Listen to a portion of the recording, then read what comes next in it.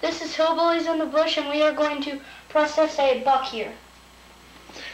Okay, what we got here, let me back up so if we can get this in on the camera here. We got a nice buck that a guy gave me. His name is Louis. So Louis, if you get a chance to watch this, thank you so much. We're going to really appreciate this meat. Before we get started, I want to show you guys some of the tools that I use. We got a honing steel there and some play knives. I use vinyl gloves. The reason I use vinyl gloves, I've used latex and vinyl.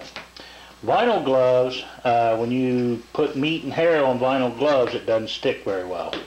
If you use latex gloves and you get little bits of meat and hair, it sticks right to the latex and does not want to come off.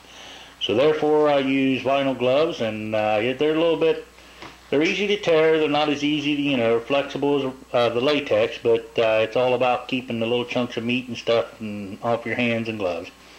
So with that said, we'll get set up, and I'm going to get to dissecting this animal, and we're going to show some of the footage on it. I'll see you in a bit. Okay, first of all, we got to chop this thing up into some manageable pieces. The good thing about a front shoulder on about any four-legged animal I've done, or at least a deer and a cow, they don't have any actual joint on the front shoulder. It's basically just tissue and tendon and stuff like that. And the way I do it is you get up underneath here, and basically you just cut down through while you're pulling it back, and there's a pocket if you want to get around here, baby. Look at that. There's a little pocket right here. You can see this pocket. All you have to do is follow that pocket and you're the wrong way, and then just ball it right down, and then go ahead and cut it down. Just don't drop a deer on my head.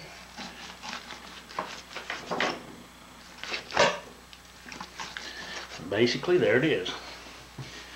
There's one.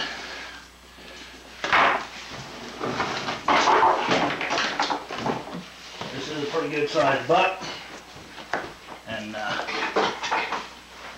takes a little bit to wrestle it around.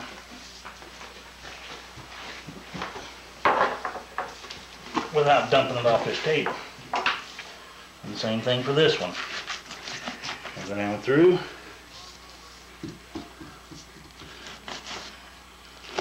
Probably have a few subscribers that could ask their wife if they could do their deers on their kitchen table. Huh.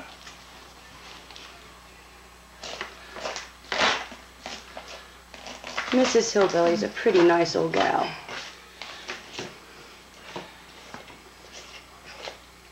Person operating the camera is my lovely wife. She's going to be doing some of the camera. Okay, now we got those off. As you can see, it's pretty simple. However, the back ones, now I've already taken this chunk off of here, and basically all you do is, see if I can't cut down through. Got to find a joint, which is right there, and the way you test that joint is you can flex it up and down. Sometimes it's before, sometimes it's behind, and actually it was behind. Once you find a joint, then you go inside, and the point of that knife will actually catch the, I guess it would be tissue or tendons that's holding that together. As you can see, you pull it open, get your knife in there, and there it is. And then all you have to do is cut it off. And there's that. We'll clean all the meat off of this, and then the tendon we'll save for bowstrings and or hide glue. Okay, we'll move these aside. The hair needs to be picked out from all this, but normally we go ahead and get it dissected into parts before we start picking the hair. This here, however, there is a joint right there, and that ball has a little piece of tendon there, and it's also got like a cartilage. But that ball is what you're wanting to cut out, and once you go around,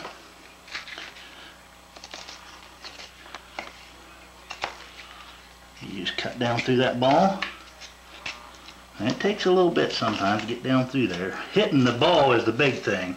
And then once you get it pulled back, now, as of right now, there is absolutely nothing holding this leg but meat. There's the ball, and there's the socket, and there's absolutely nothing holding. So basically what I do now, there's a bone that runs right out through here, and then I cut back inside and pull that off. Just get it ready. And there it is. There's one haunch. I don't know. I couldn't get the socket from where I was. Okay, let's get the other one. And this sucker is a big deer. That is a massive rib cage. Don't ask me what point it is or anything, because I didn't get to see the head. Oh, Daddy flip. But the guy that got it, Oh, he got it. he does quite a bit of hunting, and I just haven't had a chance to go yet this year. Same thing basically on this side. Cut down in here. See if you can't get that ball, which is right there. It's hard to see that ball, but it's there.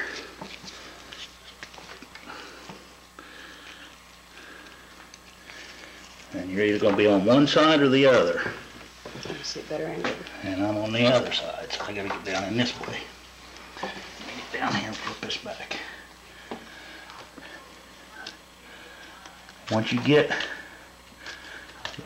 the point of the knife down in there, you can, there we go, separate that joint.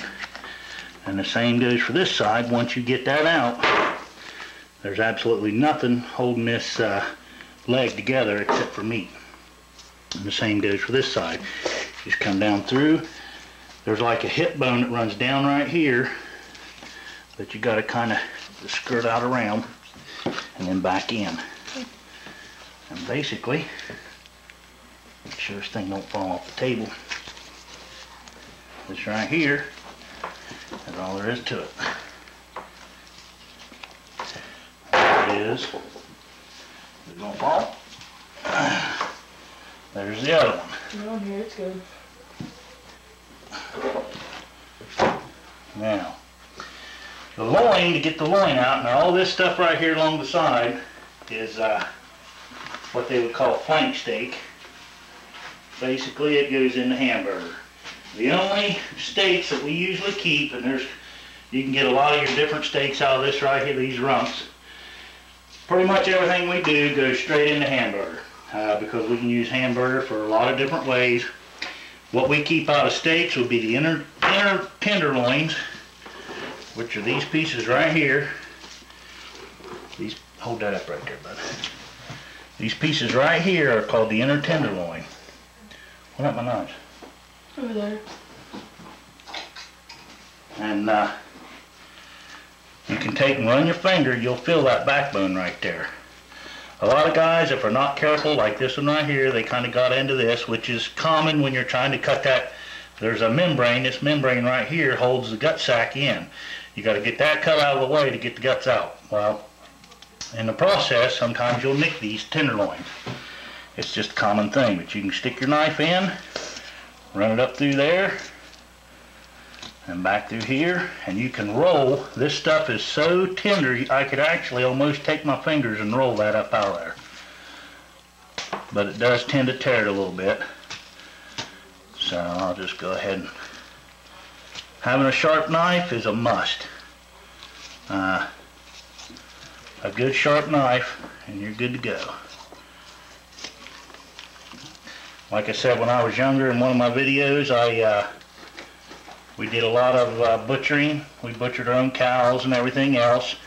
And basically the same thing with this is like butchering a cow, only it's just not as big. Although this one is actually a pretty good sized deer. Bud, get back over and hold this, please. Kind of looks more like an eel or, I don't know, a squirrel.